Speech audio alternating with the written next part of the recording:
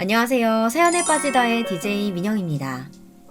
여러분은 사람의 목숨을 돈으로 바꿀 수 있다고 생각하시나요? 오늘의 사연자님은 슬프고 어처구니 없는 상황 속에서 시어머니의 말 같지도 않은 말 때문에 화가 나셨다고 합니다. 과연 어떤 일들이 있으셨던 걸까요? 오늘도 두 가지의 사연이 이어지니까요. 끝까지 함께 해주세요.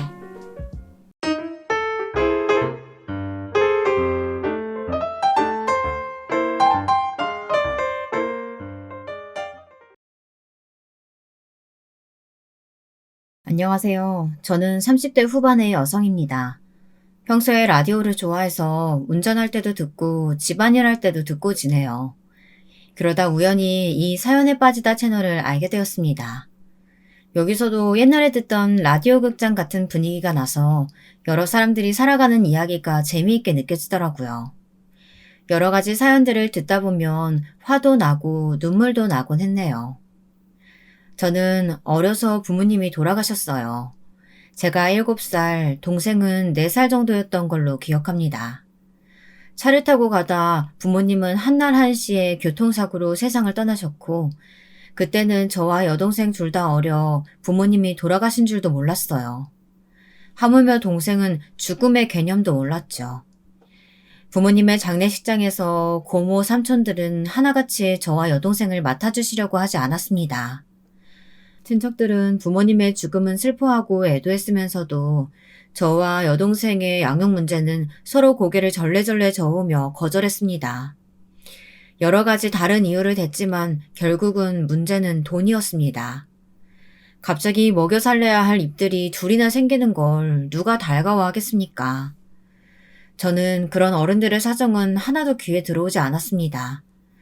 그저 더 이상 부모님을 볼 수 없다는 걸 알자 눈물만 나왔습니다.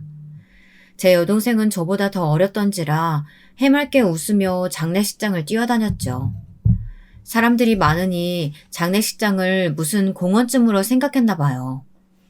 제 동생은 한없이 슬픈 그 광경을 아주 다르게 보았던 모양이었습니다.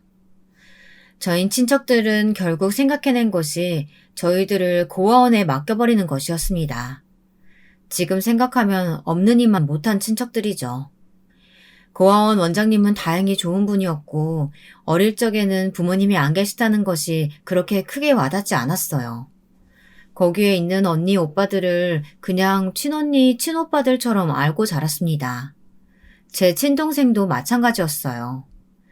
제 기억 속에서 그렇게 부모님의 존재는 조금씩 옅어져 갔습니다. 하지만 부모님 없는 서름은 학교에 들어가고 나서부터 시작되었어요. 초등학교를 들어가서 얼마 되지 않아 몇몇 못된 아이들이 반에서 저를 따돌리기 시작했습니다. 어느 날 한 남자아이가 무서운 얼굴을 하고 저에게 다가와 책상을 쾅 치며 저를 놀라게 했어요. 그 아이는 평소에도 우리 반, 옆반 애들 가리지 않고 시비를 잘 걸고 친구를 때리기로 유명한 아이였어요. 야, 너 옷은 빨아 입고 다니냐? 왜 이렇게 냄새가 나? 아, 이때 꼬질꼬질한 것 봐. 너 부모 없다며? 우리 반에 너 같은 애가 있으니까 반 분위기가 안 좋잖아. 엄마한테 말해서 너 내일부터 학교 못 다니게 할 거야. 이런 식으로 깡패같이 무서운 아이들이 선동질을 하면 거기에 동조하는 애들, 관심 없는 애들, 둘 중에 하나였습니다. 저는 그런 말을 들을 때마다 귀를 꼭 막고 엎드려 있을 수밖에 없었어요. 제발 이 시간이 빨리 지나가길 마음속으로 빌고 또 빌었습니다.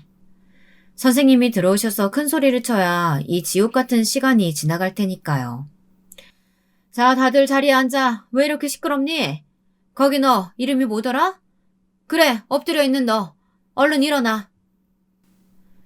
이렇게 선생님도 제 마음을 알아주지 않았습니다. 그저 그 선생님한테는 저는 고아 소녀에 불과했으니까요. 이름조차도 알아주지 않았습니다. 그저 저는 있는 듯 없는 듯 학교에서 투명인간이나 매맞는 고아 소녀가 되어야 했습니다.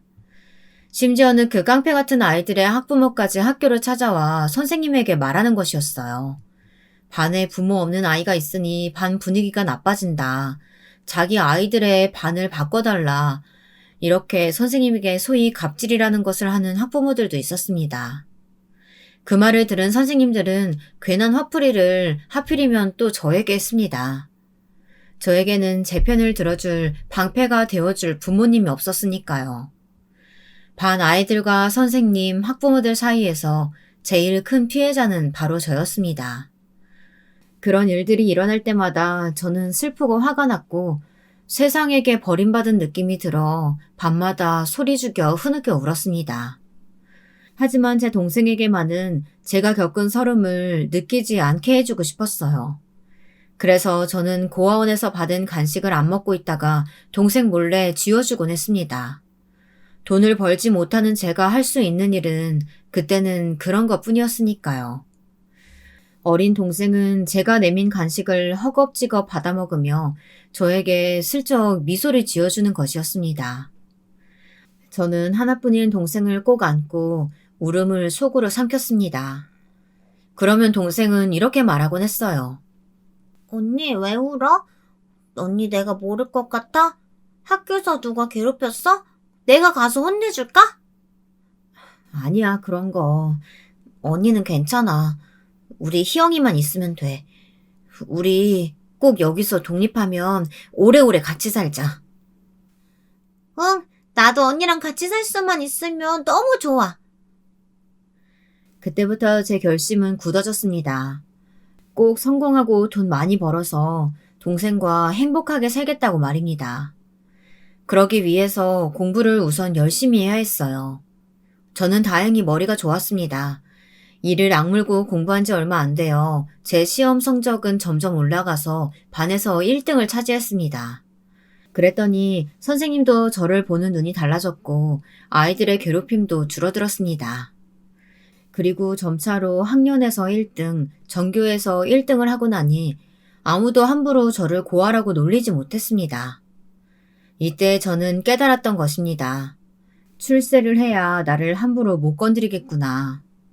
이런 힘의 논리를 말입니다. 슬프지만 이 세상은 힘있고 권력있는 자들이 쥐고 있는 것이었습니다.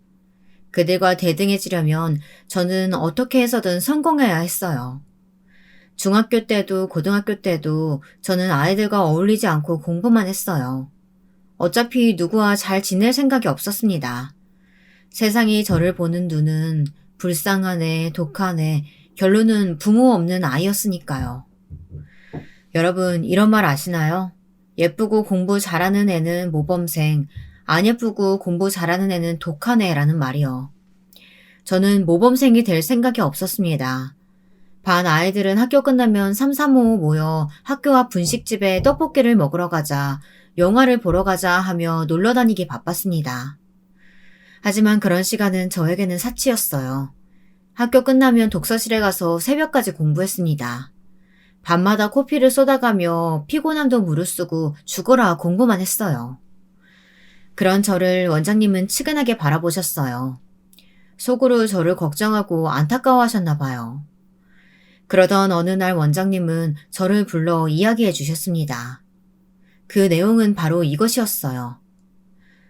수영아, 공부 열심히 하는 너 보는 건 나도 뿌듯하고 기쁘구나. 하지만 가끔은 숨을 돌릴 시간이 필요하단다. 학창시절 지나가면 다시 오지 않는데 너는 추억 하나 없이 공부만 하는 것 같아. 나는 그런 네가 걱정이 되는구나. 좀 더 세상을 크게 보고 마음의 여유를 갖고 살아보는 건 어떠니? 아니요, 원장님. 저한텐 그럴 시간이 없어요. 돈 많이 벌어서 여기서 제 동생 데리고 나가서 살 거예요. 꼭이요. 그리고 그 누구라도 저에게 엄마 아빠 없다고 함부로 하지 못하게 할 거예요. 원장님 말씀은 고맙지만 저는 성공해야 돼요. 원장님은 나지막하게 한숨을 쉬셨습니다. 돌처럼 굳은 제 마음은 무엇으로도 돌릴 수 없다는 걸 그때 원장님은 깨닫고 계셨던 것 같습니다. 원장님은 진심으로 저의 앞날을 걱정해 주셨는데 그때는 그걸 몰랐어요. 그저 눈앞에 놓여있는 과제들을 해결하는 것에만 급급했었습니다. 그렇게 빛보다 빠른 시간이 흘렀습니다.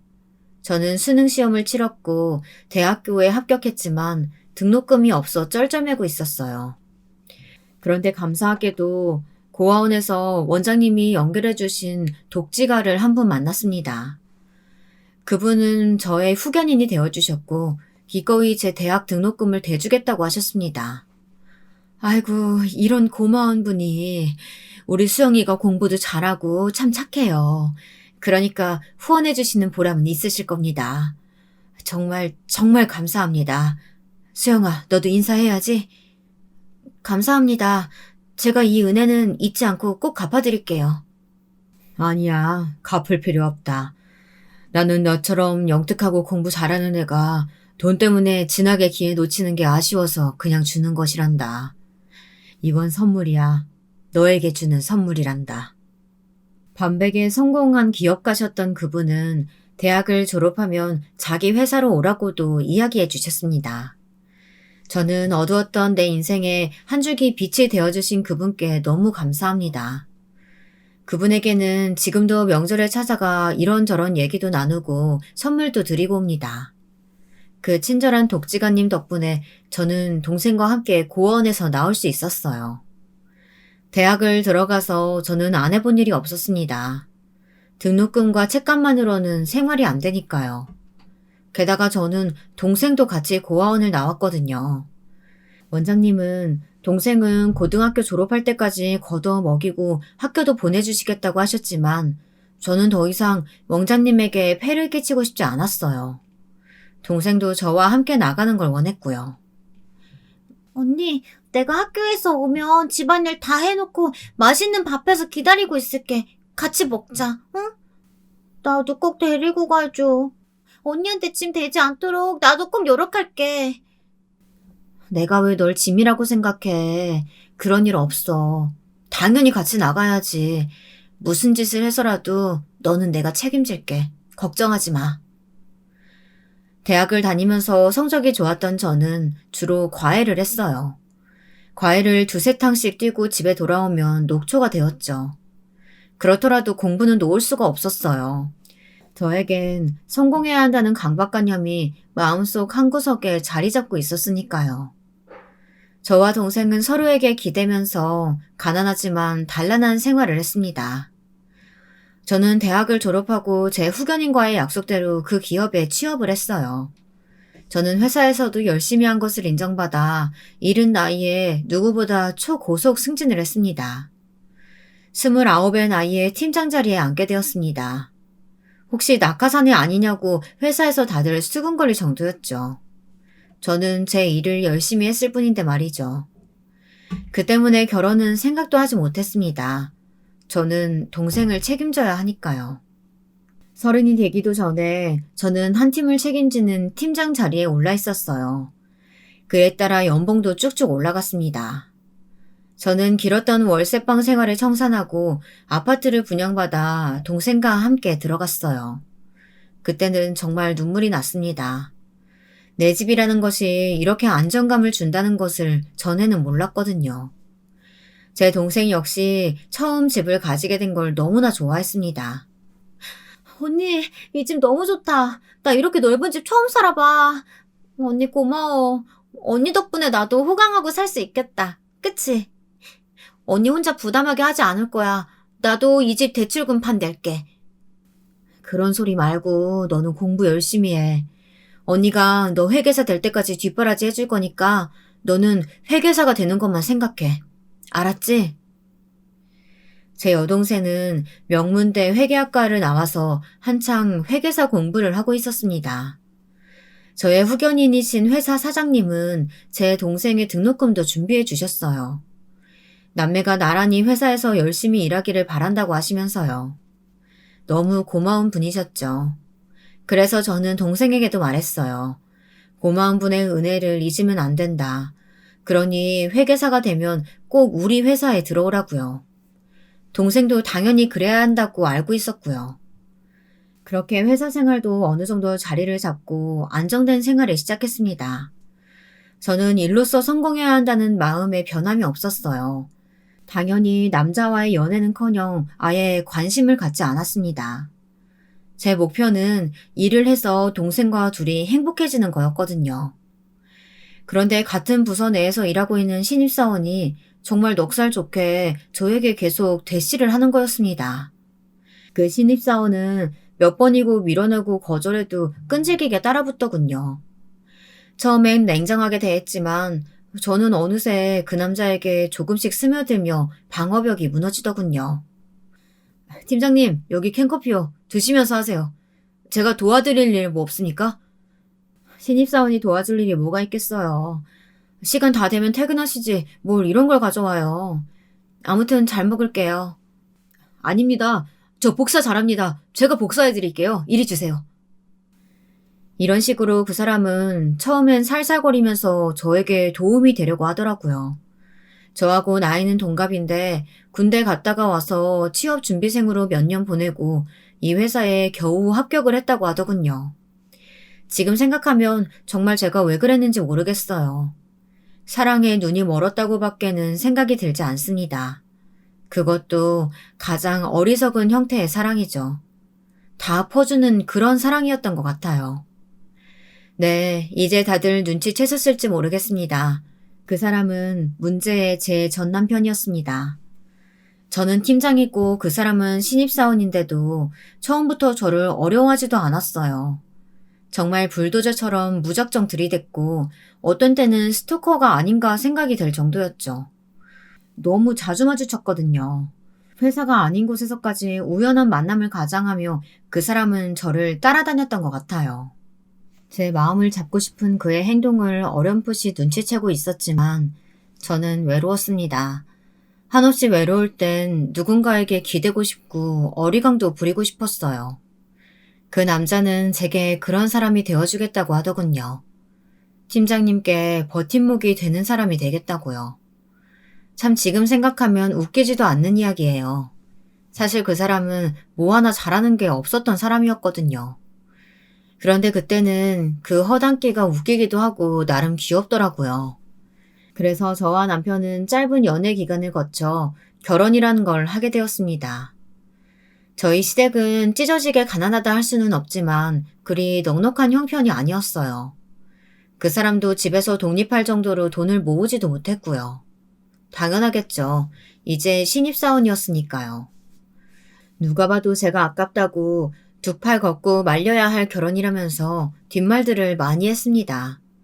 회사 내에서도 말이에요. 그런데도 그 사람은 전혀 자존심 상해하지 않더라고요. 아니, 오히려 이렇게 말하더군요. 이런 능력 좋은 여자 차지한 내가 진정한 위너지. 자기는 누가 뭐라고 해도 마음 변하지 마. 난 당신만 있으면 돼. 그렇게 말하면서 그 사람은 정말 아무것도 없이 저와 동생이 사는 집으로 들어왔어요. 참 넉살을 떠나 뻔뻔한 성격이죠. 그런데 그때는 제 눈에 뭐가 씌었던 것 같아요. 정말 둘이 셋이 된다는 것만 해도 좋았습니다. 제대로 된 가족이란 걸 언제 느껴봤는지도 가물가물했거든요. 집안에 든든한 남자가 있고 제 동생 역시 형부가 생겼다면서 좋아했어요. 저는 그때 이렇게 생각했어요. 그래, 돈은 내가 더 벌면 되지. 남편이 생겼으니 나와 동생의 든든한 보호자가 된 것만으로도 만족하자. 힘을 합쳐서 애들도 낳고 하면 더 행복한 가정 꾸릴 수 있을 거야. 이 생각이 얼마나 잘못된 것이었는지 너무나 뒤늦게 깨달았습니다. 시댁은 제 연봉이 1억이 넘는다는 소리를 듣자마자 아예 태도가 싹 달라지고 말았거든요. 남편은 신입사원으로 이제 겨우 2, 3천만 원 될까 말까 한 연봉을 받고 있었습니다. 그런데 그 사람은 시댁에는 돈 한 푼도 보내주지 않았던 모양이에요. 그러면서 월급 받는 족족 자기 취미생활하고 명품 운동화 사는데 써버렸다고 하더라고요. 그래서 시댁에서는 아들에게 아무 기대도 없었는데 저랑 결혼을 하고 나니 시어머니가 아주 반색을 하셨어요. 아유, 우리 아들이 여자 보는 눈은 높네. 여자는 능력이 있어야지. 30대도 안 된 여자가 자기 집 있는 여자가 어디 있겠어? 우리 집 며느리 잘 들어왔어. 그럼 엄마, 내가 우리 수영이 재력에 반한 거 아니야. 다른 건 다 필요 없어. 요즘 같은 때는 능력 있는 여자가 최고야. 이런 말들을 제가 들으라는 양 크게 소리까지 쳐가며 하시더군요. 그때 저는 칭찬에 목말랐었기에 남편과 시어머니의 입에 발린 소리를 진심으로 받아들였습니다. 그러면서 혼자 뿌듯해 했었죠. 지금 생각하면 왜 그랬을까 정말 후회되고 후회되는 부분이었어요. 결혼 초부터 시어머니는 저에게 노골적으로 손을 벌리셨어요.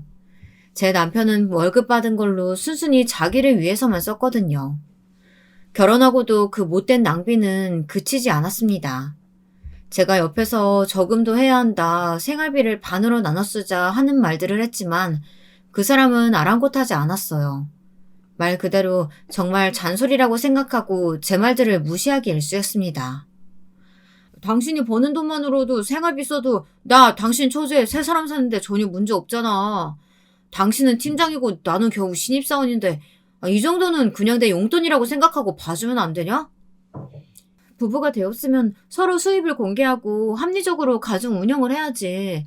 물론 당신이 그런 생각할 수도 있지만 나도 나갈 돈 많아.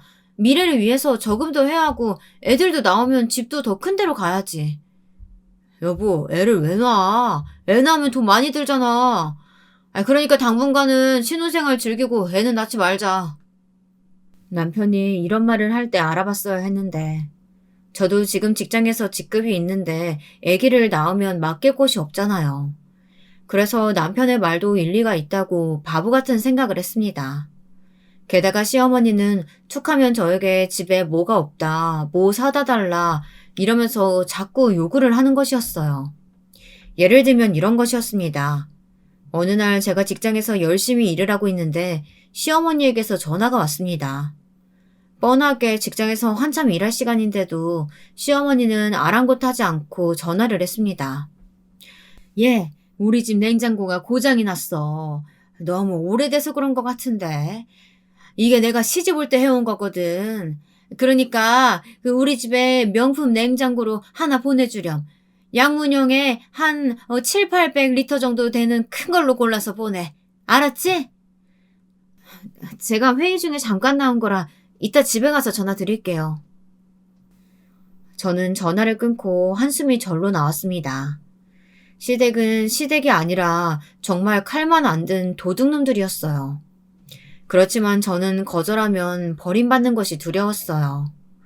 이왕 결혼했으니 맞춰드리고 살자는 생각으로 묵묵히 해드렸습니다. 제가 싸우기 싫어 아무 말 없이 냉장고를 해드리자 시어머니는 이제 집안 전체 살림을 바꾸려고 드시더군요. 밥솥이 고장났다, TV가 너무 작다, 장롱을 바꾸고 싶다 하시면서 말이에요. 전 신혼집 살림보다도 훨씬 더 크고 비싼 것들로 채워가는 시댁을 보며 뭔가 잘못되었다는 생각이 들기 시작했습니다. 시어머니도 시어머니였는데 더 어이없는 사람은 시누이였어요.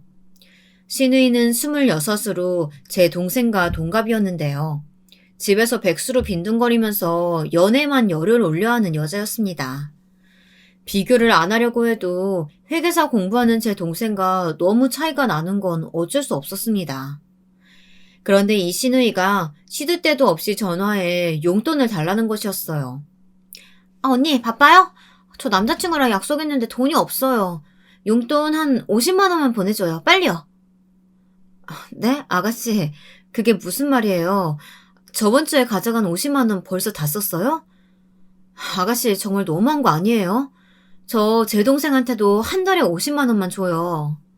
언니, 시댁에 시집 왔으면 시누이 챙길 줄도 알아야 되는 거 아니에요? 치사하네 진짜. 누가 떼먹는데요? 내가 취직만 하면 돈 갚는다고요. 그러니까 지금 당장 보내줘요. 여러분, 이런 얄미운 시누이 보셨나요? 도대체 왜 그 나이 먹도록 백수 생활하면서 저한테 손을 벌리는지 정말 이해가 안 됐어요. 제 동생은 회계사 공부하면서 최소한 쓸 것만 쓰고 옷도 제대로 안 사는데 말이에요. 그래도 착한 제 동생은 불평 한마디 없이 오히려 저에게 미안하다고 했어요. 비교가 안 될래야 안 될 수 없는 상황이었습니다. 하지만 반대로 시댁은 저한테 정말 돈을 맡겨놓은 사람들처럼 못되게 굴었어요. 저는 어쩔 수 없이 야근을 늘려야만 했습니다. 그러다 보니 서서히 피곤해지고 몸이 망가져 가더군요. 집에 와서도 제 동생이 아니었다면 정말 쓰레기집에서 살아야 했을 뻔했어요. 철없는 내 전 남편은 신혼집에서 그저 기생충 같은 생활만 계속해 왔으니까요. 저는 야근하고 밤 11시가 넘어서 들어오는데 남편은 6시 칼퇴근하면서도 집에 와서 제 동생이 차려주는 밥만 먹고 안방으로 쏙 들어가 버린다는 거예요. 이게 무슨 가족인가요? 이럴 거면 룸쉐어를 하죠. 아니, 룸쉐어가 차라리 나아요. 하다못해 월세 수입이라도 있을 거 아니겠어요. 제가 이런 말을 하면 제 팔자를 제가 꼬았다고 말하실 분들도 계실 수 있겠네요. 네, 저도 가족이 되면 마냥 좋기만 할 줄 알았고 다들 협동해서 가정살림 나아지게 할 사람들만 만날 줄 알았습니다. 그런데 그게 아니었어요. 가족이란 이유로 뭘 해줘도 고마운 줄 모르고 당연하다고 생각하는 거. 그런 사람들이 정말 많다는 걸 알게 되었어요. 어쨌든 간에 저는 점점 지쳐가기 시작했습니다. 그게 당연하겠죠. 집안에서 돈 버는 사람은 저 혼자뿐인 것 같았습니다. 남편이 있었지만 자기가 버는 돈은 온전히 자기만 위해서 썼으니까요. 온전히 저 혼자 시부모님, 시누이, 제 동생의 뒷바라지 하는 거나 마찬가지였습니다. 정말 밑빠진 독에 물붓기가 따로 없었죠. 콩쥐 팥쥐에 나오는 콩쥐의 심정이 절절하게 공감이 갔어요. 못된 계모는 시어머니고 팥쥐는 시누이라고 생각하니 어찌 그래도 딱딱 맞아떨어지는지. 그래도 저에겐 힘을 주는 제 동생이 있었기에 절망은 하지 않으려고 했습니다. 제 동생이 회계사에 합격해서 같이 우리 회사에 들어오면 동생의 결혼을 위한 돈을 따로 마련할 수 있을 것 같았거든요. 그 애가 경제적 독립을 하고 그 연봉을 온전히 그 애만을 위해 쓴다고 했으면 하고 바랬습니다. 이 거머리 같은 시댁 인간들에게서 벗어나 훨훨 자유를 찾아 날아갈 생각이었거든요. 그때까지만 참자 참자 하면서 제 자신을 채찍질했습니다. 그러던 어느 날 저의 후견인이시자 회사의 대표님이신 그분이 저를 따로 불렀습니다. 수영아, 팀장으로서 고생이 많지? 일하는데 불편한 건 없니? 속 썩이는 직원들은 없고? 고생은요, 제가 할 일을 하는 것뿐인데요. 그리고 속 썩이는 직원은 아직 없습니다. 네 남편은 어떻니? 같은 팀 내에서 고생시키지는 않고? 저는 거의 입 밖으로 튀어나올 뻔했어요. 남편의 욕이 말이에요. 인턴인 주제에 칼퇴근하는 거며 제가 무슨 지시만 하면 하나하나 이유를 들어 뺀질거리고 안 한다는 말을 하려고 했답니다. 목구멍까지 올라온 그 말을 가까스로 삼키고 저는 말없이 얼굴을 팍 굳혔습니다. 그랬더니 대표님은 다 안다는 듯 저에게 부드럽게 말씀하시더군요. 내가 말이야, 네가 아니더라도 다 정보 수집하는 채널이 있지. 네 남편 말이다. 이번에 인턴 1년 끝나면 어떻게 될지 몰라. 내 생각엔 잘라버려야 할지도 모르겠다. 대표님, 그래도 제가 어떻게든 사람 만들어 볼 테니까 자르지는 말아주세요. 부탁드려요. 미우나 고우나 남편인데. 수영아, 넌 말이야. 너무 착해. 그게 네 인생의 독이 될지도 몰라. 그러니까 정신 똑바로 차리고 사람의 본질을 봐라. 이 아저씨 말 허투루 듣지 마. 알겠니? 마치 거울로 제 마음을 훤히 보듯 꿰뚫고 계시는 그분의 말에 저는 무너질 수밖에 없었어요. 어쩌면 그렇게 제 미숙함을 다 알고 계시는 건지 대표님은 그저 폼으로 회사를 운영하는 것이 아니었습니다. 그런 것이 관록이라는 것이겠죠. 많은 사람을 상대해본 회사 대표님의 사람 됨됨이를 보는 눈은 놀랍도록 정확한 것이었으니까요. 저도 많은 사람들을 상대해 봤더라면 오늘날 이렇게 시댁 인간들과 얽혀 골머리 아프게 살지도 않았을 테죠. 하루 종일 심란한 마음으로 일을 하고 돌아오니 제 동생이 좀 보자고 하더군요. 무슨 일인가 싶어 동생의 방으로 들어갔어요. 동생은 형부인 제 남편의 눈치를 슬슬 보는 것 같았습니다. 저는 무슨 일인지 의아해서 동생에게 물어봤습니다. 왜 그래? 네 형부 아직 안 들어왔어? 나한테 무슨 할 얘기 있어? 언니, 사실은 말이야. 형부가 좀 이상해. 내가 청소하다 안방에 있는 컴퓨터를 잠깐 봤는데 거기까지 말하던 동생이 침을 꿀꺽 삼키며 안절부절 못하는 것이었어요. 동생이 평소에 이런 애가 아닌데 자기 할 말은 해야 하는 똑부러진 성격이었거든요. 저는 남편이 뭔가 뒤가 구린 것을 꾸미고 있는 건 아닌가 하는 의심이 들었습니다. 왜 그런 일들 있잖아요. 남편이 마누라 몰래 주식에 몰빵하다가 망해 먹는다거나 하는 것들이요. 그리고 말 못하고 끙끙대고 사채를 쓰고 그러기 시작하면 날아가는 건 금방이잖아요. 저는 괜히 초조해져서 동생을 다그치고 말았습니다. 얘가 오늘따라 왜 이렇게 뜸을 들여? 왜 그래? 언니한테 말 못할 일이 뭐가 있어서 그러는 거야? 형부가 컴퓨터에 다른 여자들 사진 올리는 거 봤어. 저는 머리 끝까지 화가 났어요. 동생에게는 형부 오면 인사도 하지 말고 무슨 일이 있어도 방에서 문 잠그고 있으라고 당부를 했습니다. 뭐야 당신? 나 밀었어? 남편이 밖에서 일 좀 하고 돌아오면 반갑게 맞아줄 줄 알아야지. 어디서 이 옆에 내가 까불어? 당신 뭐하고 들어왔어?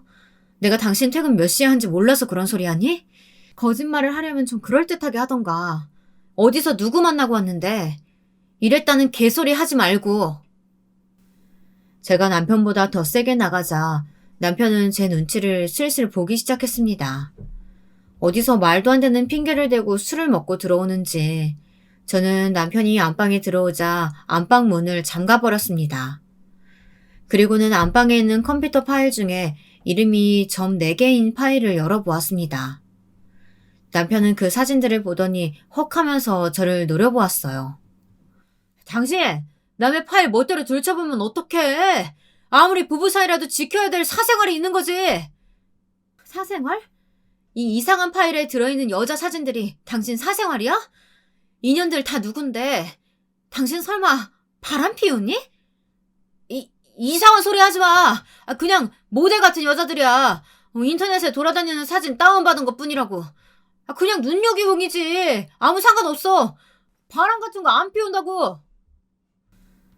저는 남편을 믿을 수 없어 죽일 듯 노려봤습니다. 결혼한 지 1년도 안 돼서 컴퓨터 파일에 여자 사진이나 모으고 다니는 것이 제정신인 남자는 아니지 않나요? 저는 팔짱을 끼며 계속 남편을 노려봤습니다. 그랬더니 남편은 작전을 바꾸기로 했는지 손을 모아 저에게 빌더군요. 여보, 뭘 잘못했는지는 잘 모르겠지만 내가 잘못했어. 그러니까 나 좀 잠 좀 자게 나가줄래? 어이가 없어서 내가 왜 나가서 자? 당신이 잘못했으니까 당신이 거실에서 자. 결국 남편은 입속으로 욕을 중얼거리며 나갔습니다. 이불과 베개는 가지고 가더군요. 저는 그날 밤 기가 막혀 뜬 눈으로 밤을 지새워야 했어요. 생각할수록 남편의 인간성이 싫어지고 징그럽게 느껴지는 게 이 남자의 뒤를 좀 캐봐야겠다는 생각이 들었습니다. 그 다음 날 남편은 숙취 때문에 깨지도 못하고 기절해 있더라고요. 지각할 것 같아 저는 먼저 차를 몰고 나왔습니다. 원래는 출근할 때 회사 앞에까지 같이 차를 타고 와 남편만 먼저 내려주고 저는 주차장에서 들어갔거든요. 하지만 저는 화가 풀리지 않아 남편이 늦든 말든 신경 안 쓰고 제 할 일만 하고 나와버렸습니다. 회사에 가는 길에 저는 흥신소에 의뢰해 남편의 뒤를 캐달라고 부탁을 했습니다. 도저히 의심을 떨쳐낼 수가 없었어요. 인터넷에서 퍼왔다고 하기엔 너무 한 여자의 사진만 많이 있는 곳이 신경 쓰이더군요. 회사에 출근하니 팀원들이 저만 쳐다보더라고요. 왠지 낌새가 이상해 옆자리 과장에게 무슨 일이 있느냐고 물었습니다. 그랬더니 과장은 안절부절 못하고 제 눈치만 보는 것이었습니다. 말을 하라고 괜찮다고 재촉하니까 과장은 그제서야 어렵게 입을 떼는 것이었습니다. 사실 팀장님 남편이요. 인턴인데 너무 제멋대로라서 윗사람들한테 찢겼다는 소문이 있어요. 곧 잘린다는 소문이. 그리고 제가 어제 회사 정문에서 인턴님 봤는데요. 어떤 여자 차를 서슴없이 얻어 타고 가더라고요. 빨간 스포츠카. 여기까지 말하던 과정은 갑자기 손으로 자기 입을 막더라고요. 그 인간 행동거지가 너무 의심되어 흥신소에 의뢰하긴 했는데 그럴 필요도 없었던 것이었습니다. 남편은 분명히 바람을 피우고 있었습니다. 과장은 인턴이긴 해도 팀장의 남편을 흠봤다는 죄책감 때문인지 눈을 내리깔고 있었어요. 저는 힘없이 고개를 끄덕이고 절대 소문내지 않겠다고 과장에게 단단히 다짐을 받아놓았습니다. 그리고는 회사를 나가 정처 없이 거리를 걸었습니다. 막상 남편의 부정이 사실이라는 것이 드러나자 너무나도 제 자신이 바보같이 느껴지고 남편을 용서할 수가 없었습니다. 남편은 그날 느지막이 일어나 아프다고 핑계를 대고 결근을 한 모양이었습니다. 이로써 남편은 해고 확정이었죠. 결혼 전에 저에게 살살거리며 쫓아다닌 것도 회사 생활을 어떻게든 편하게 해보려고 했던 거 아닌가 그런 생각이 들더라고요. 제가 좋아서 결혼한 것이 아닌 것 같았습니다. 남편이란 인간의 속성이 그런 것 같았어요. 윗사람에겐 약하고 아랫사람이라고 생각하면 갑자기 태도가 돌변해서 막말하고 소리나 지르는 최악의 인간 있잖아요. 마누라가 직장 상사이니 회사에선 마누라 위세 믿고 까불고 집에 와서는 저를 한유대하듯 하는 것이 정말 최악이었습니다. 그날 회사에서 야근을 하고 있는데 저를 결정적으로 열받게 하는 일이 벌어졌어요. 여러분, 어떤 일인지 궁금하지 않으신가요? 이번에는 제 시어머니가 제 복장을 뒤집어 놓더라고요. 직원들이 다 퇴근한 빈 사무실에서 일을 하고 있는데 갑자기 핸드폰이 울리더군요. 발신인을 보니 시어머니였죠. 저는 이미 남편에게 화가 나 있는 터라 받지 않으려고 했습니다. 그랬더니 시어머니는 회사 전화로 전화를 하는 것이 아니겠어요? 얘, 왜 이렇게 전화를 안 받아? 시애미가 전화하면 째깍째깍 받아야지. 이래서 부모 없는 애들은 아유 버릇이 없다는 게 티가 난다니까. 무슨 일이세요? 이 한밤중에 전화하실 일이 뭐가 있다고요? 그리고 제 부모님 없는 게 어머님이랑 무슨 상관이 있나요? 말끝마다 고하니 부모 없는 애니 그런 상처되는 말 좀 그만하세요. 제 목소리에 가치가 돋쳐있자 시어머니는 잠시 움찔하신 듯 말이 없으셨습니다. 남편의 바람만으로도 머리가 터질 것 같은데 불난 데다가 기름을 부어도 분수가 있죠. 어떻게 안 좋은 일은 한꺼번에 오는지 모르겠습니다. 이렇게 제가 까칠하게 나가자 시어머니는 아주 잠시 주춤했지만 곧 싸가지 없는 목소리로 말을 이어갔습니다. 예, 사실은 우리 집이 이번에 전세 만기인데 우리가 더 큰 집으로 이사 가려고 하니까 너 5천만 원만 보내라. 그동안 네가 바꿔준 가전들이 꽉 들어차 있어서 이번에는 집이 좁아지지 뭐니. 그러니까 내 말은 거시기 이제껏 20평대 아파트에서 숨도 못 쉬고 살았으니까 나도 넓은 데로 이사 좀 가보자. 아무튼 이 시애미 말 알겠지? 이번 달 말까지 이 5천만 원 만들어서 보내. 뭐라고요? 제가 안 된다고 말할 기미가 보이자 시어머니는 잽싸게 전화를 끊어버리셨어요. 자기 할 말만 하고 끊어버리는 예위 따윈 밥말 안 먹은 시댁 인간들에게 저는 완전히 질려버렸습니다. 저는 이혼을 결심했어요. 이건 잘못된 결혼이고 빨리 끊어내는 게 맞는 거라는 걸 뼈저리게 깨달았습니다.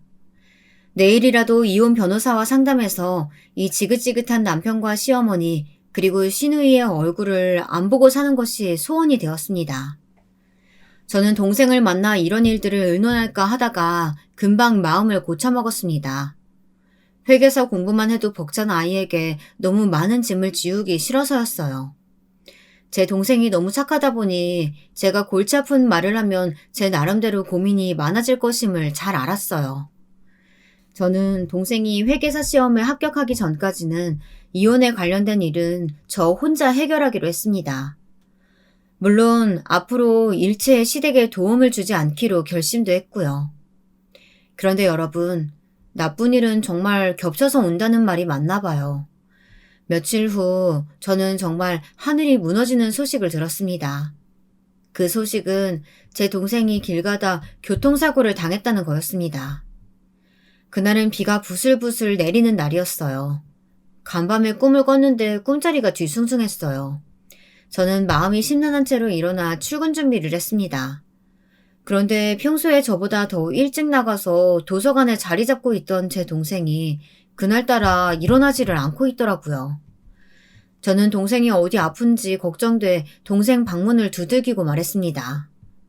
희영아, 오늘은 늦게 일어났니? 이제 8시 넘어가니까 슬슬 일어나서 도서관 가서 공부해야지. 하지만 동생은 대답이 없었어요. 몇 번을 두드려도 답이 없길래 저는 그냥 문을 열고 들어갔습니다. 그랬더니 동생이 눈만 겨우 뜬 채로 기운 없이 누워 있었습니다. 전날 밤을 샌 듯 눈 밑에 거무쭉쭉하게 다크서클이 져 있더라고요. 그런 모습을 보니 동생이 측은하게 느껴졌어요. 그래서 그날은 하루 쉬는 것이 어떠냐고 권했습니다. 그러나 동생은 제 얼굴을 보더니 억지로 몸을 일으켜 말했습니다. 아니야. 언니가 이렇게 고생하는데 내가 얼른 회계사 돼야지. 합격만 하면 우리 행복해질 수 있는 거야. 이깟 감기 별거 아니야. 사람이 쉴 때도 있어야지. 오늘은 집에서 공부해보든지. 아무도 없으니까 괜찮지 않을까? 아니야. 집에 있으면 괜히 딴 생각만 나고 TV만 보게 돼. 도서관에 가든지 카페라도 나가서 할게. 언니, 오늘도 화이팅! 회사 잘 다녀와.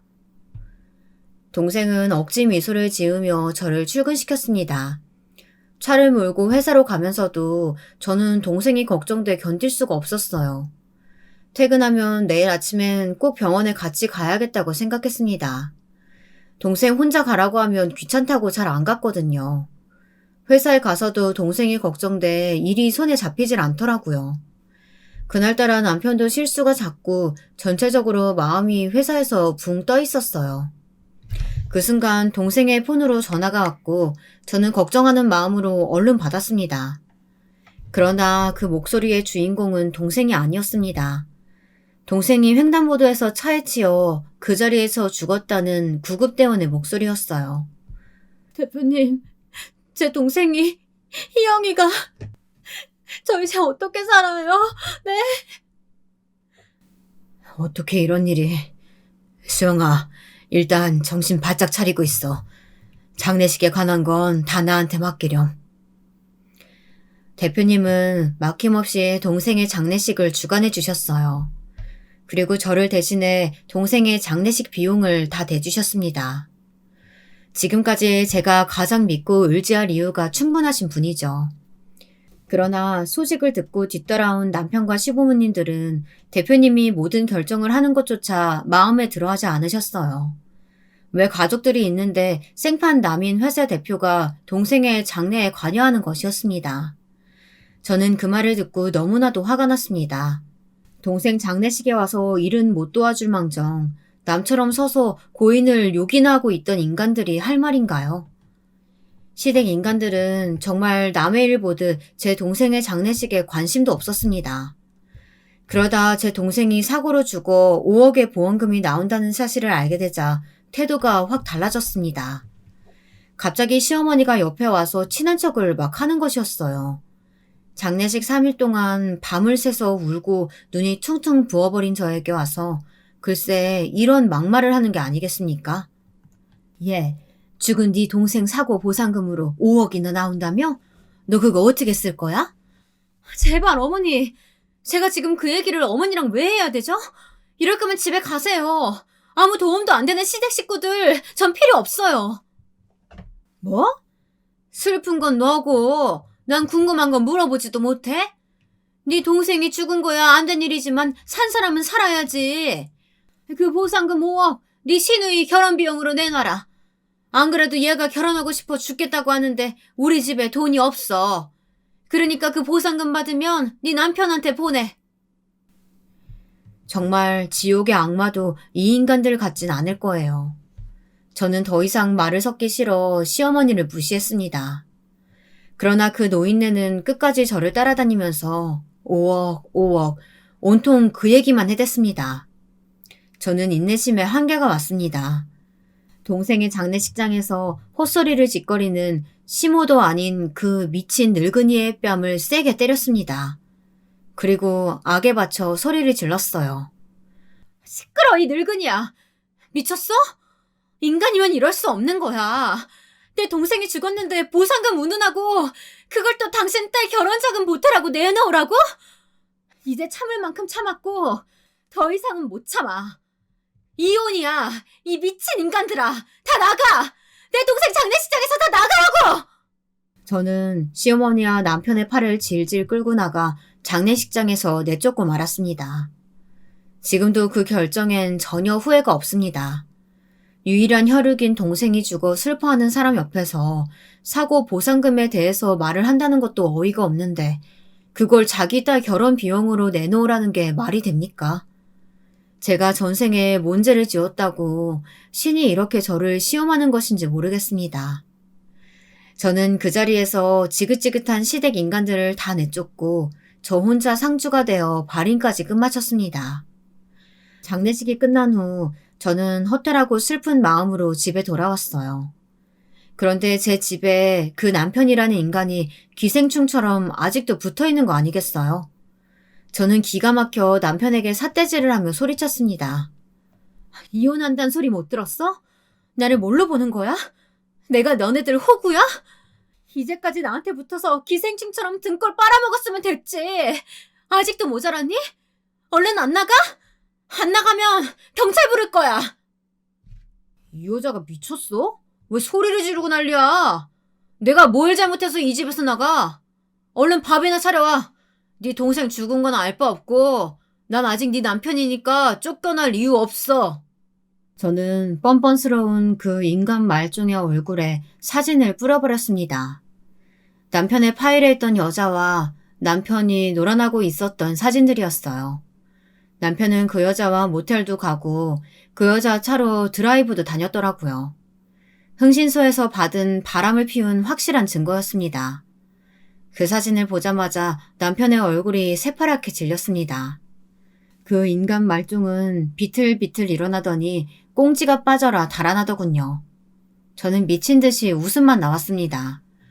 비열한 저 시댁 인간들에게 가엾은 우리 자매가 착취당한 거나 마찬가지였죠. 세상 물정을 몰라도 너무 몰랐고 착한 아이 컴플렉스에 걸려서 악마 같은 시댁 인간들이 하자는 대로 다 해왔던 지난 날들이 그렇게 후회되더라고요. 이제라도 정신 차려서 다행이라고 생각합니다. 대표님은 저에게서 그동안의 사정 이야기를 들으셨습니다. 그리고 울음을 터뜨린 저를 안고 등을 두드려 주셨어요.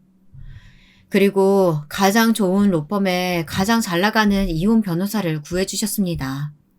무조건 승소할 수 있겠지만 만에 하나라는 게 있다고 하시면서요.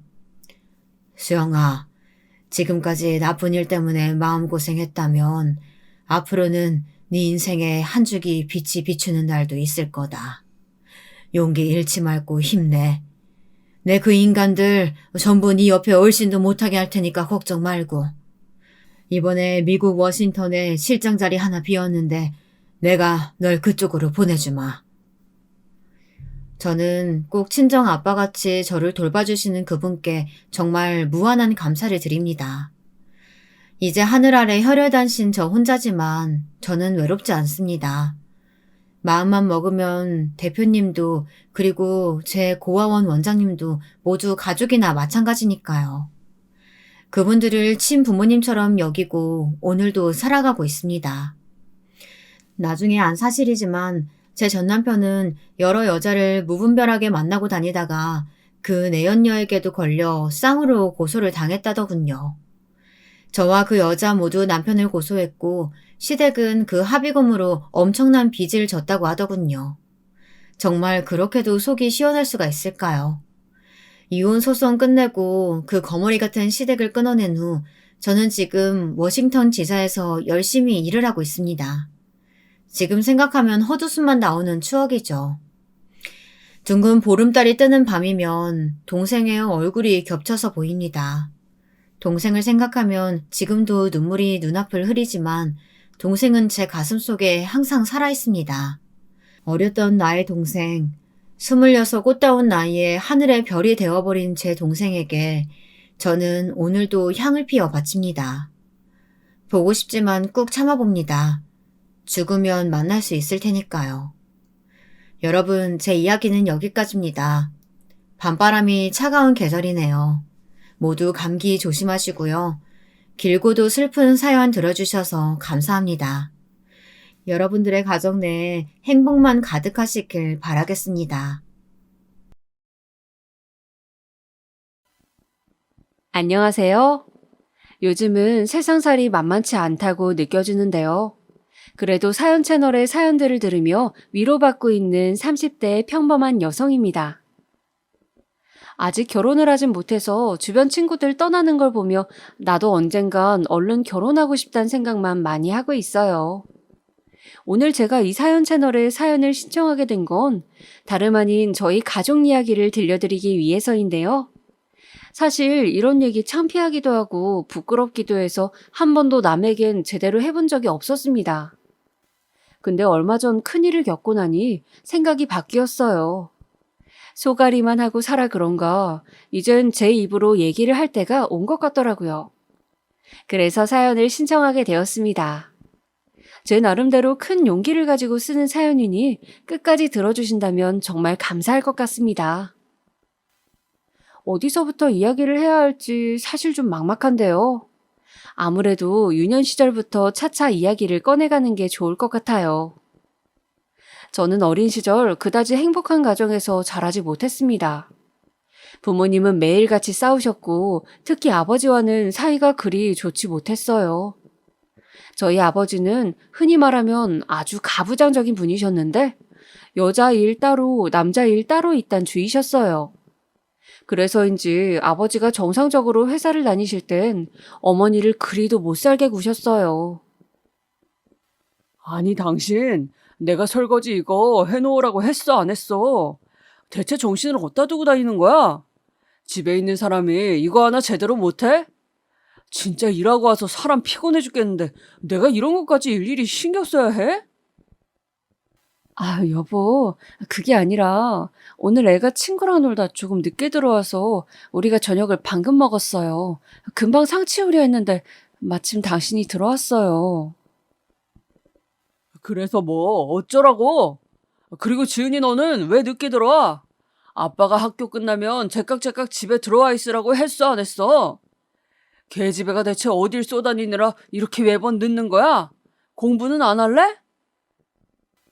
아빠, 오늘 친구 생일이라서 반 애들 다 초대받아서 간 거예요. 그리고 지난번엔 아빠가 하루 놀다 와도 된다 했는데. 너 어디서 아빠 말에 털을 달아? 어디서 그런 못된 걸 배웠어? 조용히 안 해? 아, 여보, 그만해요. 애 잡겠어요. 내가 잘못했어요. 내가 제대로 해놓을 테니 그만하고 씻고 주무셔요. 저희 집 분위기는 매번 이런 식이었습니다.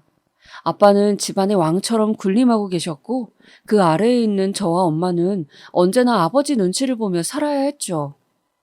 아버지가 주무실 땐 행여나 깰까 저랑 엄마가 발 뒤꿈치마저 들고 다니면서요. 그래서 엄마는 항상 그런 제게 미안해하시곤 했어요. 저는 어린 나이에도 아버지가 집에 들어오면 늘 소란이 일어난다는 걸 알았기 때문에 집에 들어오지 않길 간절히 바랬습니다. 어쩌다 지방 출장이라도 잡혀 며칠 들어오시지 않는다고 들으면 그게 그렇게도 기뻤어요. 그 출장이 영원히 길어져서 집에 돌아오실 날이 없기를 바라곤 했죠. 어머니는 근데 또 그게 마음이 아프셨나 봐요. 다 자기 때문이라고 모든 게 자기 탓이라며 행복한 가정을 만들어주지 못해 미안하단 말씀을 자주 반복해서 하시곤 했습니다. 그러던 어느 날이었어요. 아버지가 제 바람처럼 한 달여간을 들어오시지 않는 날이 생겼는데요. 그해 저는 너무 기뻐 춤이라도 추고 싶을 만큼 좋았지만 어째 어머니 표정은 그렇지 않았어요. 한숨을 하루에도 12번씩 푹푹 쉬어대시며 좋지 않은 일을 예감하셨어요. 역시나 어머니의 예상대로 집안에 기어이 일이 벌어지고 말았습니다. 엄마와 제가 자려고 누운 밤 시간 아버지가 갑자기 들어오셔선 저희에게 짐을 다짜고짜 챙기라고 하셨어요. 짐이요? 아니, 여보, 무슨 일이에요? 지금 공장 넘어가고 빚쟁이들이 나 쫓고 있어. 여기부터 들이닥칠 거야. 아, 뭐해? 얼른 짐 싸야 한다니까? 그때의 상황은 거의 전쟁터를 방불케 했어요. 총알만 없는 전쟁터나 다름없었어요. 저희는 피난이라도 가는 사람처럼 미친 듯이 짐을 쌌고 몇 개는 미처 챙기지 못하게 서둘러 아버지의 차에 올라타야만 했습니다. 그리고 아버지는 차에 올라타자마자 어디로 가는지도 알려주지 않은 채 으슥한 밤길을 운전해 가셨어요. 그러다 몇 시간 후 피곤해 지쳐 잠깐 졸던 제가 어머니 손길을 깨워줘 일어나 보니 어느 시골에 폐가 같은 집이 눈앞에 있었어요. 아버지는 그 집을 가리키며 당분간 여기서 지내야 하니까 짐 갖다 놔라고 하셨고요. 아빠, 여기 너무 무서운데 저런 데서 어떻게 자요? 뭘 어떻게 자긴. 지금 우리 집 상황이 꼬락서니가 됐는데 그런 철없는 말이 나와?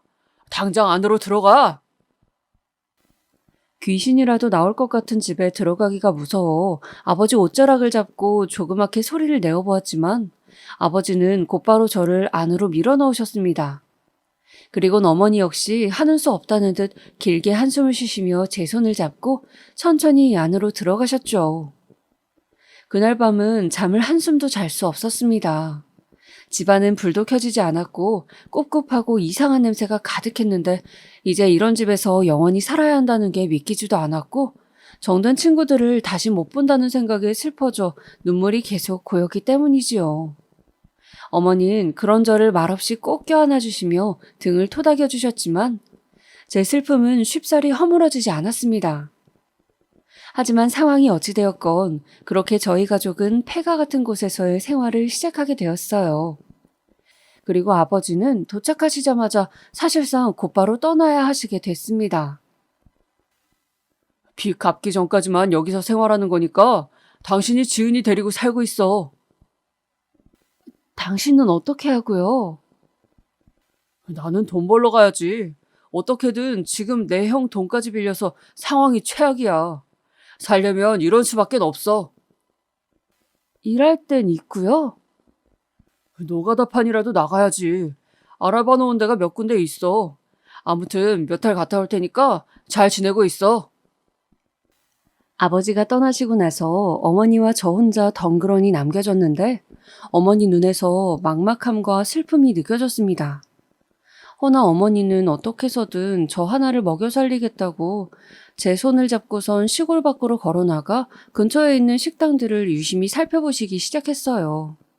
아마도 시골 안에선 할 수 있는 일이 마땅치 않으니 어머니께선 식당 일을 하시며 돈을 버시는 게 낫다고 생각하신 모양이었어요.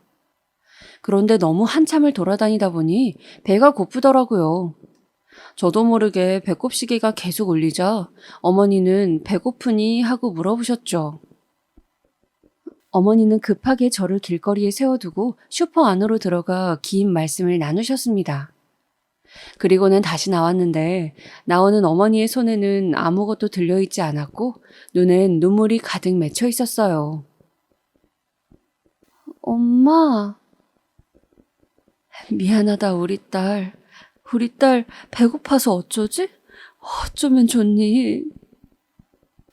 그리고 어머니는 그 자리에서 그만 저를 끌어안고 끄끄거리시며 오열을 하셨습니다. 사람들이 지나가며 저와 어머니를 힐끗힐끗 쳐다보았지만 어머니의 눈물은 그칠 새 없었고 저 또한 울음을 같이 터뜨리고 말았어요. 그런데 그때였어요. 갑자기 저희 바로 앞에 있던 중국집 사장님께서 이 광경을 이상하게 생각하시곤 문을 열고 나오셨습니다.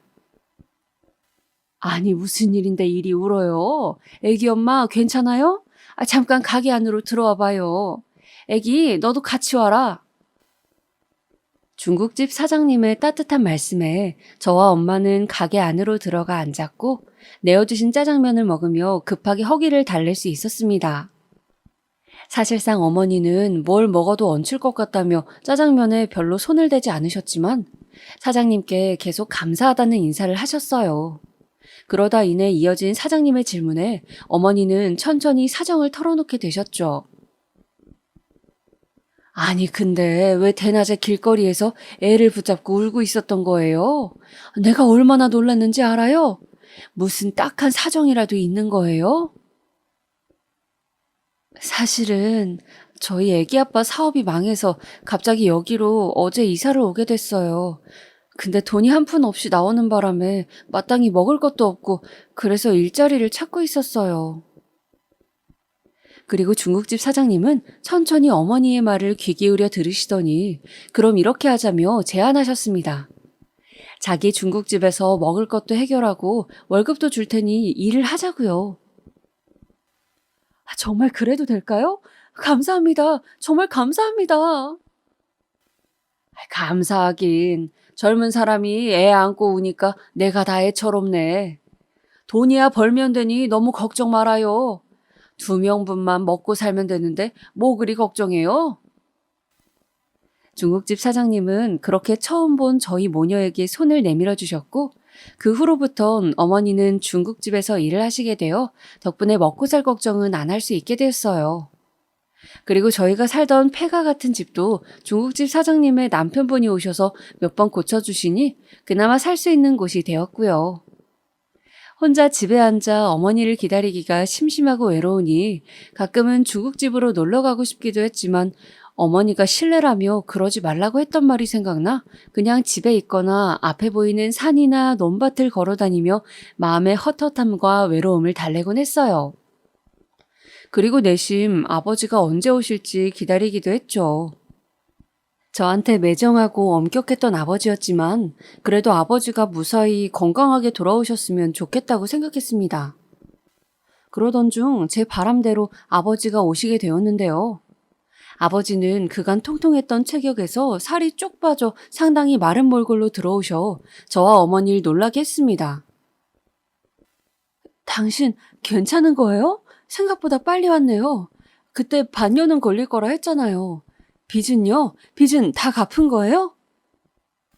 그런데 이상하게 아버지는 아무 말씀이 없으셨습니다. 그저 손 안에 든 술병을 입 안으로 털어놓으며 어머니에게 술상이나 좀 차리라 하시더라고요. 당신 불안하게 왜 그래요? 무슨 일 있었던 거예요? 없어. 없는 사람이 왜? 아니 솔직하게 말해봐요, 네? 없다니까. 왜 또 사람 귀찮게 해? 가서 술상이나 차려오라고. 아버지의 버럭거리는 소리가 들리자 저 또한 심장이 쿵 한 번 내려앉았습니다. 어머니도 마찬가지였을 겁니다. 어머니는 어쩔 수 없이 일단 간단한 반찬거리를 사와 아버지에게 푸짐한 밥상을 차려주셨어요. 그리고 아버지가 조금씩 술에 취하는 모습을 보이자 어떻게 된 일인지 물으셨어요. 그때 아버지께서도 입을 여셨죠. 망했어, 다. 빚 갚을 길이 안 보여. 나 멀쩡한 것 같지? 아니야. 공사장에서 일하다가 다치는 바람에 귀 한쪽이 안 들리게 됐어. 자칫하면 죽을 수도 있었다고. 더 이상은 일 못하겠어. 아니, 당신 귀가 안 들린다고요? 그래. 지금도 당신 목소리가 웅웅거린다고. 아, 보호장비도 제대로 갖춰져 있지 않은 데서 일하니 이 꼴이 나지? 한강 가서 죽을까 하다 마지막으로 당신이랑 지은이 얼굴이라도 보려고 온 거야. 여보, 무슨 그런 말을 해요. 한강이라뇨. 그런 나약한 소리 말아요. 우리 여기서도 충분히 빚 갚고 살 수 있어요. 나 저기 아래 중국집에 취직했어요. 작지만 월급도 번다고요. 당신도 여기서 할 수 있는 일이 있을 거예요. 당신이 돈을 번다고? 네, 마음씨 좋은 중국집 사장님이 취직시켜 주었어요. 이 돈으로 나랑 지은이 입에 풀칠을 하면서 살고 있었고요. 어쨌든 여보, 우리 희망 놓지 말고 살 방법을 찾아봐요, 네? 어머니의 말에 아버지는 술에 잔뜩 취한 채로 갑자기 흐느껴 우시기 시작했고 그 울음소리가 잠잠해질 때 저도 어머니도 아무 말하지 않았습니다. 아버지는 이 모든 게 자기 때문이라며 처음으로 저희에게 미안하단 말을 하셨습니다. 그리고 앞으론 이런 고생 시키지 않겠단 말도 했죠. 아버지가 저희에게 그런 식으로 사과를 한 건 처음 있는 일이었습니다. 늘 윽박만 지르고 잔소리만 했던 아버지였는데 이런 나약한 모습으로 가족에게 사과를 건네시니 어린 제가 보기에도 아버지가 퍽 불쌍해 보이더라고요. 어머니 역시 마음이 안 좋았는지 저에게 했던 것처럼 우는 아버지를 껴안으시며 등을 토닥여 주었습니다. 그런데 사람의 본성이란 쉽게 바뀌지 않는 걸까요? 처음엔 어머니 말대로 일을 구하겠다는 아버지가 언젠가부턴가 집 밖을 나가지 않기 시작하셨습니다. 그리곤 온종일 집에만 틀어박혀 술만 마셨어요. 아버지가 마신 술, 담뱃값만 따져도 그 당시 우리 생활비의 3분의 1은 됐을 겁니다. 여보, 이러지 마요. 나랑 약속했잖아요. 왜 또 이러는 거예요? 술, 담배에 빠지면 약도 없는 거 몰라요? 당신 이러다 몸도 망가진다고요. 허나 어머니가 아무리 아버지를 말리시고 빌고 애원해봐도 아버지는 꿈쩍도 하지 않으셨어요.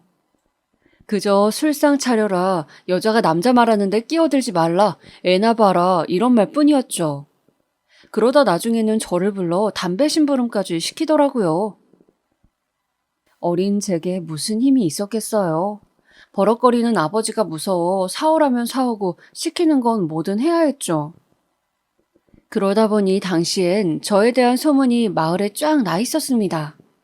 어른들은 저를 술병 걸린 아버지 딸이라고 불렀고 가끔은 담배 심부름하는 딸이라고 부르기도 했습니다. 뭐가 되었든 둘 다 제게는 수치스러운 별명들이었습니다. 특히나 학교에선 더욱 그랬죠. 시골에 정착하면서 작은 학교에 다니기 시작했는데 시골 학교 특성상 서로서로 다 아는 집안이고 말이 전해지기도 쉬우니 거기서도 저는 놀림 대상이었습니다. 야, 너 오늘도 담배 심부름했냐? 진짜 불쌍하다. 아빠가 너 때리진 않아?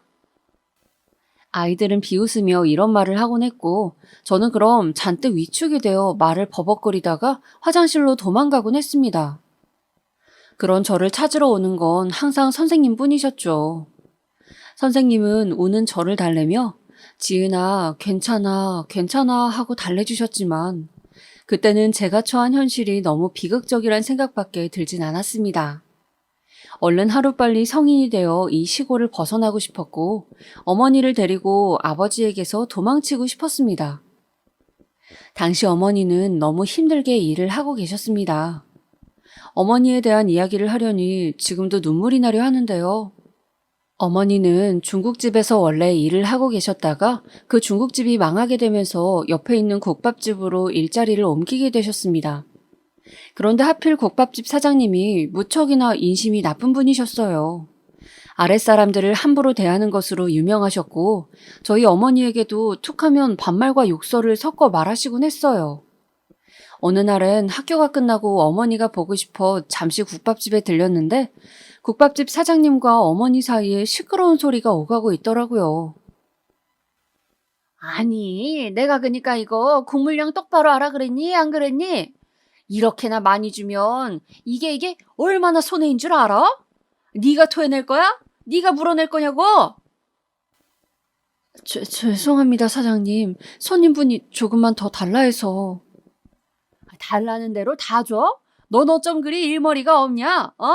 이런 식으로 일하면 잘리는 수가 있어. 알겠어? 네, 죄송합니다, 사장님. 그 광경을 보는데 그만 저도 모르게 그곳으로 뛰어들어가 사장님에게 바락바락 소리를 지르고 싶었습니다. 근데 그러면 어머니께서 괜히 더 창피하고 곤란해지실 것 같아 차마 그러지 못하겠더라고요. 그래서 못 본 척 뒤돌아서야 했습니다. 집으로 걸어가는 와중에도 아까 어머니가 짓던 그 표정이 떠올라 한없이 눈물이 쏟아졌죠. 그리고 마음속에 도끼 섞인 결심 하나가 생겼습니다. 지금부터 공부를 열심히 해야겠다고요. 저희 집을 일으킬 수 있는 방법은 제가 잘 되는 것 말곤 없었기 때문에 그러려면 대학부터 가야겠다는 생각이 들었습니다. 일명 사자 직업을 달아 어머니를 호강시켜드리고 싶었어요. 그래서 그때부터 저는 공부를 무척 열심히 했습니다. 장학금으로 대학을 갈 수 있다는 이야기를 들었기 때문에 장학금을 받을 각오로 공부해야 했기에 한 권의 문제집을 몇 번을 지우고 풀어가며 공부를 했어요. 그리고 정필요한 문제집은 잘 살고 공부 못하는 친구에게 다가가 필기 노트와 문제집을 교환해 얻어내기도 했습니다. 돈으로 사야 하는 것들을 그런 식으로 채워나가니 저에게도 희망이 보였습니다. 허나 제가 그렇게 불도 안 끄고 공부를 하고 있으면 이 희망을 꺾는 건 아버지였어요. 아버지는 잔뜩 술에 취한 목소리로 제 공부를 방해하곤 했습니다. 그때만 해도 저 역시 머리가 컸기 때문에 아버지에게 저 정도로 맞설 순 있었습니다. 그러면 아버지는 자신이 제가 아버지를 무시한다며 동네 떠나가라 소리를 지르곤 하셨어요. 그 때문에 저는 집에서 나와 길거리에서도 공부를 하고 가로등 있는 곳을 찾아 그 아래에서도 공부를 하곤 했죠. 지금 생각하면 공부하기 너무 열악한 환경이었습니다. 이런 제 마음을 알아주시는 건 어머니밖에 없었죠. 우리 딸 요즘 공부하느라 힘들지? 안색이 많이 안 좋네. 하나도 안 힘들어. 공부하는 게 뭐가 힘들다고? 앉아서 책만 읽는데. 엄만 덥지 않아?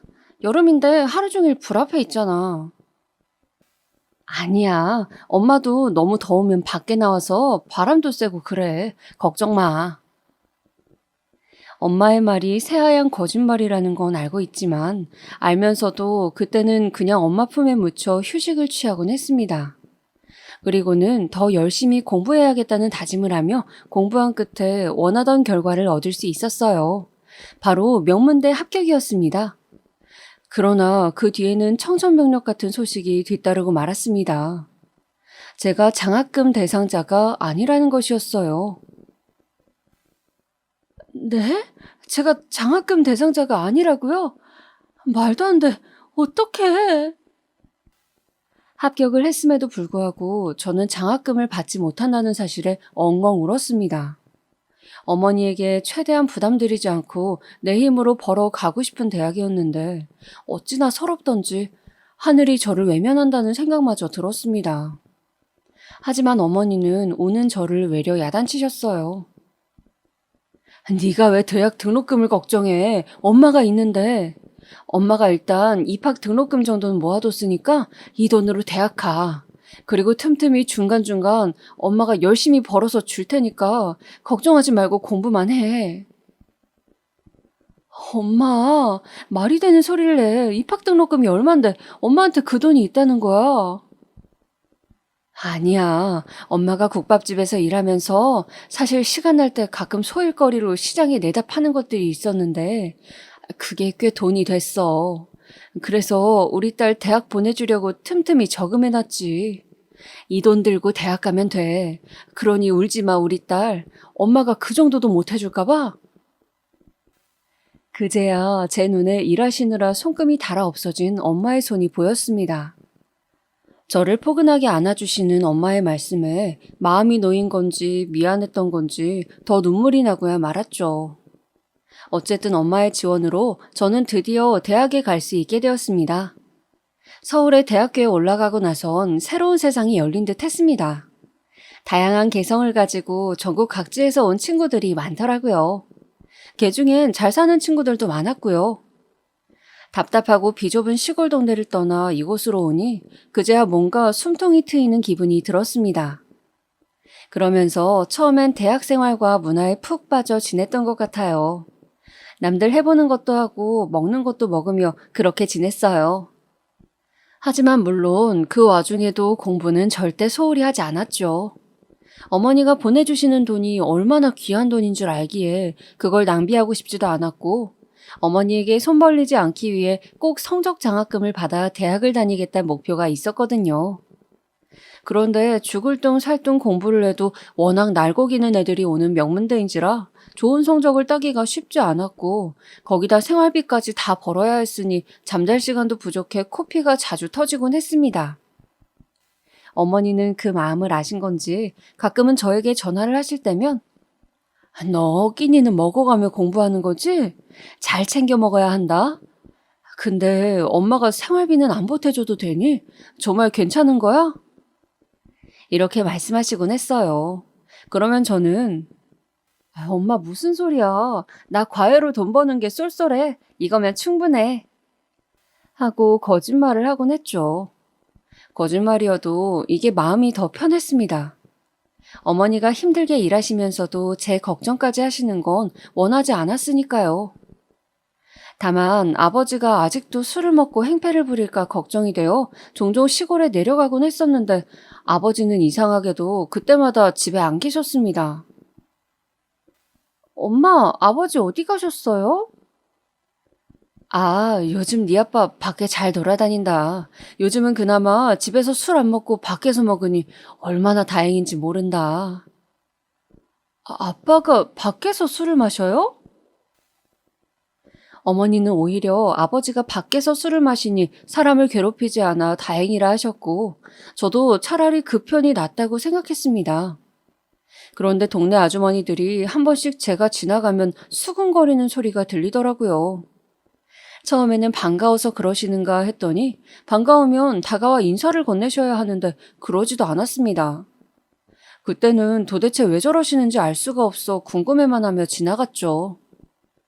그리고 한 번씩 그렇게 집과 서울을 오가며 대학을 다니다 졸업반이 되었을 땐 구직 활동을 열심히 했어요. 솔직히 말씀드리면 얼른 대학을 졸업하고 어머니를 서울로 모시고 올라오고 싶은 마음이 굴뚝 같았습니다. 제가 정기적으로 돈을 벌게 되면 그게 가능해질 테고, 그러면 어머니의 노고도 줄어들 테니까요. 그래서 더 절박한 마음을 임했던 것 같아요. 목표는 무조건 대기업이었습니다. 그 정도 월급은 받아야 어머니와 저 둘이 사는데 여유롭고 충분한 생활이 될 것 같았어요.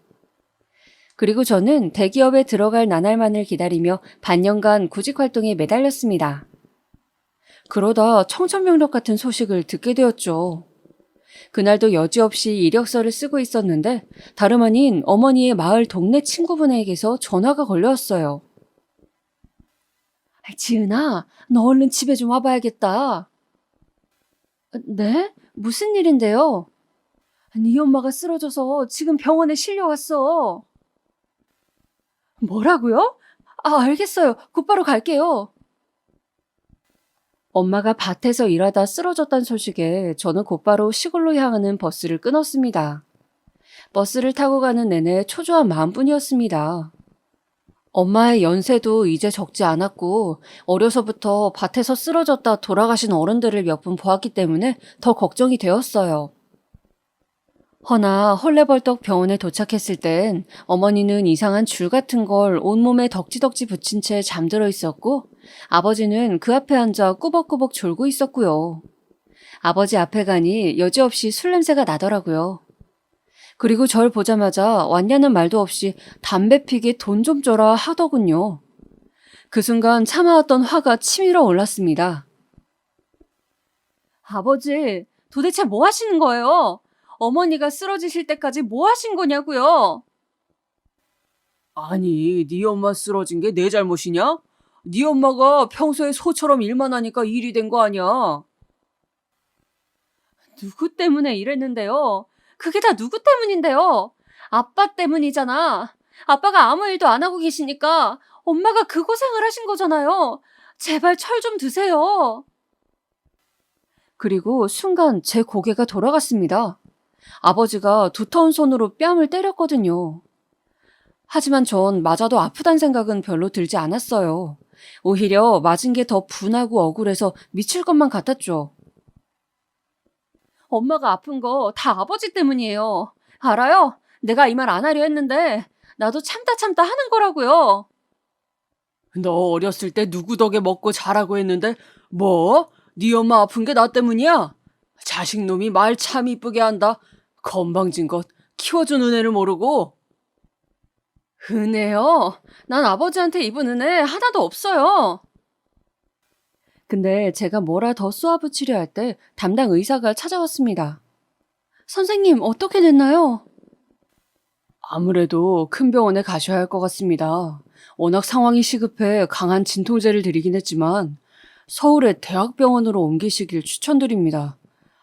그리고 어머니 병명은 알고 계시죠? 네? 병명이요? 아니요. 모르고 계셨나요? 그제야 저는 어머니의 병명을 알 수 있었습니다. 며칠 전 검사도 받고 가셨더라고요. 폐암이십니다. 우리 엄마가 알고 있었다고요? 엄마가 알고 있었다니. 그 말에 저는 더 온몸에 힘이 풀려 스르르 주저앉았습니다. 암에 걸렸는데도 말하지 않고 일부러 숨겨왔다는 사실이 가슴을 더 찢어지게 만들었어요. 일단 저는 아버지를 원망하기 이전에 어머니를 살리기 위해 최대한 빨리 서울의 병원으로 이송하는 절차를 밟았습니다. 그렇게 엄마는 여러 검사와 더불어 대학병원에서 수술을 받게 되었습니다. 그리고 마취에서 깨어난 엄마가 처음으로 한 말은 미안하다였습니다. 이 못난 엄마가 우리 딸 고생시키네. 미안해, 내 딸. 엄마.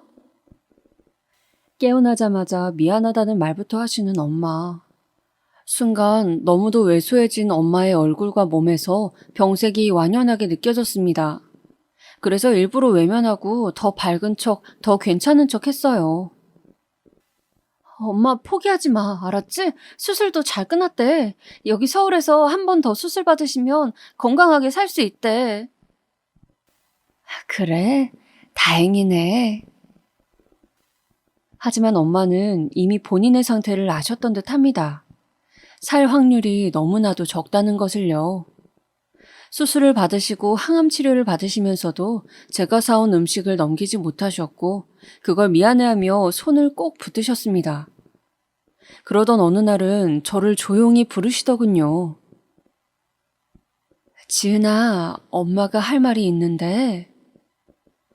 엄마 무슨 말?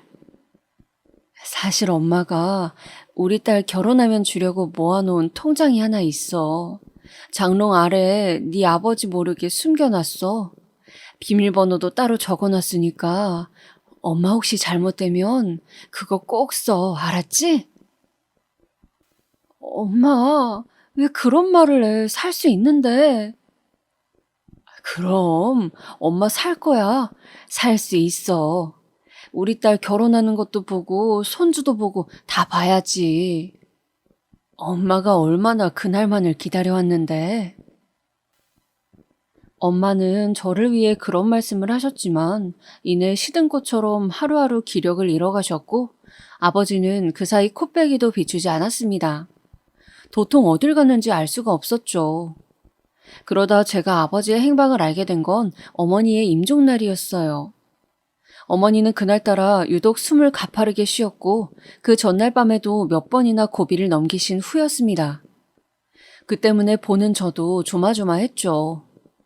의사 선생님께서는 마음의 준비를 하시는 게 좋겠다고 말씀하셨지만 저는 어머니를 떠나보내지 못하고 있었습니다. 그럴 준비가 되지 않았죠. 다만 아버지에게는 어머니가 떠날 것 같으니 지금 바로 병원으로 와달라는 전화를 걸었습니다. 아버지가 올지 안 올진 모르겠지만 그렇게 홀로 병실을 지키며 어머니를 지키고 있을 때 근데 마침 핸드폰으로 전화가 왔습니다. 받아보니 지원한 회사에서 온 연락이었습니다. 혹시 김지은 씨 맞으신가요? 네, 맞는데요? 축하드립니다. 최종 면접에 합격하셨어요. 입사일은 다음 주인데 다음 주 출근 가능하신가요? 제가 합격을 했다고요? 바로 제가 최종 합격했다는 전화였죠. 그 소식을 듣자마자 엄마에게 달려가 전했습니다. 엄마, 나 좋은 소식 있어. 나 대기업 합격했어. 내가 가고 싶었던 곳이야. 연봉도 많고 이제 엄마 모시고 서울에서 살 수 있어. 엄마 더 이상 이제 총구석에서 고생하지 않아도 돼. 아이고, 우리 딸 장하다. 그래, 아주 잘했어. 장하다. 누구 딸이기에. 응, 엄마, 이제 더 이상 거기서 고생하지 않아도 돼. 나랑 같이 평생 살 수 있어. 그래, 고맙다. 우리 딸, 고마워. 하지만 고맙다 말씀하시는 어머니의 숨소리는 점점 옅어지셨고 천천히 제 손을 놓으셨습니다. 그렇게 어머니의 숨이 끊어지셨죠. 생각해보면 참 아이러니한 일이었습니다. 그토록 바라던 합격 전화를 받았는데 어머니는 세상을 떠나시고 그런데 어머니의 죽음을 믿지 못하고 꺽꺽대며 오열하는 사이 복도에서 익숙한 목소리가 들렸습니다. 그래, 이런 절호의 기회가 없다니까? 내가 여보랑 가려고 초저가 이벤트 상품 티켓 끊어놨어. 이때가 아님 언제 우리가 유럽을 가보겠어. 그래, 티켓 끊어놨다니까? 걱정 마. 이 목소리에 섬뜩한 기분이 들어 천천히 밖으로 나가보니 핸드폰으로 통화를 하고 있는 사람은 다름 아닌 아버지였습니다. 제 아버지요. 아버지는 제가 자신을 보고 있는 줄도 모르고 신나게 떠들어대고 있었죠. 유럽 여행이 기대된다. 여보랑 같이 거기서 해변을 거닐고 싶다. 샴페인도 마시자 등등 아버지에게 상간녀가 있는 줄도 몰랐지만 그것보다도 어머니의 임 좋은 날 병원까지 와 상간녀와 통화를 하며 낄낄대던 아버지를 용서할 수가 없었습니다. 저는 곧바로 아버지에게로 달려가 핸드폰을 빼서 내동댕이 쳐버렸습니다. 아버지가 절 놀란 눈으로 바라보더군요. 지은아? 당신이 사람이야? 짐승 새끼지?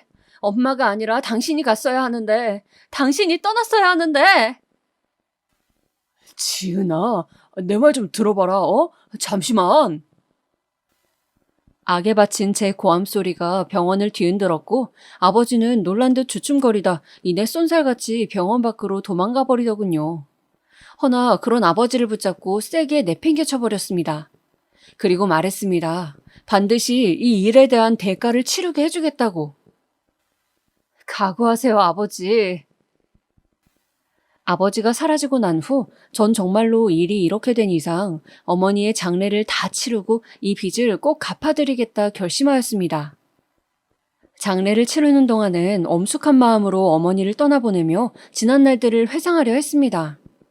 그러나 순간순간 그 추억들 속에 끼어든 아버지의 추악한 만행들이 머릿속을 시끄럽게 만들었죠.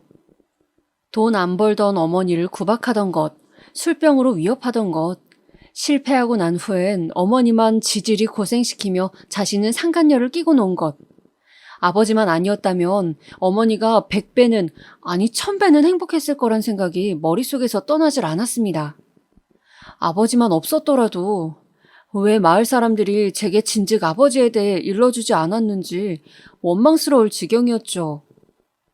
또한 제가 서울로 올라가 혼자 공부를 한다는 이유로 어머니를 시골에 내팽개친 것 같아 그마저도 너무 후회가 되었습니다. 저라도 옆에 있었더라면 건강검진을 한 번이라도 일찍 받아볼 수 있었을 텐데, 그럼 이런 이른 나이에 돌아가시지 않아도 되었을 텐데, 순전히 가족 뒷바라지만 하다 제대로 된 행복 한번 누리지 못하고 떠난 어머니가 불쌍하고 가여워 미쳐버릴 것만 같았어요. 그렇게 괴로운 장례식이 끝나고 난 후엔 복수를 위해 마음을 다잡았습니다. 일단 흥신소를 고용해 일단 아버지의 상간녀가 누구인지부터 조사해보았습니다. 젊은 여자였고 유흥업소에서 일하는 여자인데 아버지와 만난 지는 3년 정도 되었다 했어요. 그리고 한 가지 재미있는 사실도 알게 되었는데요. 어떻게 아버지에게서 비행기 탈 돈이 생겼나 궁금하여 뒷조사를 해봤더니 여자랑 아버지가 도박으로 사람들에게 사기를 치고 다닌 모양이더라고요. 그러니까 둘이 한 패거리였던 거죠. 전문 사기꾼 패거리. 무슨 영화에나 나올 법한 일이었지만 어쨌든 범죄는 범죄였습니다. 단단히 응징받아야 할 범죄였죠. 저는 이 둘을 철저하게 망가뜨려주기 위해 가장 손쉬운 방법을 택했습니다. 네, 거기 경찰서죠? 제가 신고할 사람이 하나 있어서요. 오늘 오전에 경찰서로 들리겠습니다. 경찰서에 가 제가 조사한 자료들을 넘겨주며 아버지와 그 여자를 고소했죠. 직접적인 피해자는 아니었지만 피해자들이 상당했던 터라 어려울 건 없었습니다. 조사 결과 생각보다 이 두 사람 꽤 대범했더라고요. 초저가 이벤트 상품을 알아보지 않아도 될 정도로 수많은 사기건이 있었고 이로 인해 피해 금액도 엄청났습니다.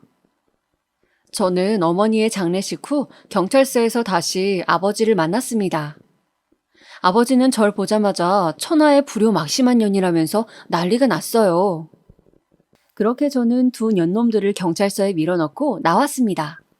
경찰서 밖으로 나와 오랜만에 맑은 햇살 쬐고 공기를 들이마시니 조금 살 것 같더라고요. 어머니의 묵은 한을 풀어드린 것 같아 마음이 가볍기도 했어요.